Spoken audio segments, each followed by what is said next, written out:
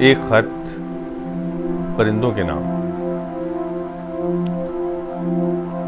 बुधा जिस पेड़ के नीचे कभी निर्वाण को आवाज देता था,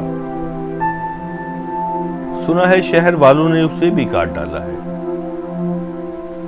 सितारों के किसी झुरमट में बैठी एक हसरत रो पड़ी होगी, परिंदों दरगुजर करना।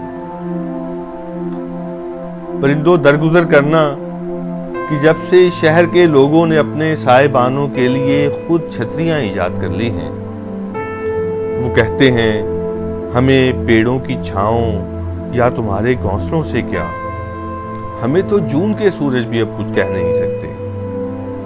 हम एक कमजोर सी शय से जरा सी ऑक्सीजन मांगना जिल्लत समझते हैं। मगर यारो, अभी कल तक यही इंसान हरे पेड़ों की शाखों पर उछलता कूदता जीवन बिताता था, मगर जब इसने अपनी पिछली टांगों पर खड़े होने का फन सीखा तो अपने हाथ में कुल्हाड़ियां ले ली।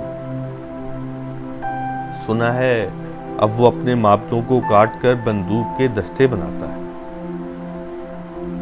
परिंदों दरगुजर करना, तुम अहले दिल हो, पेड़ों से अभी तक प्यार की रस्में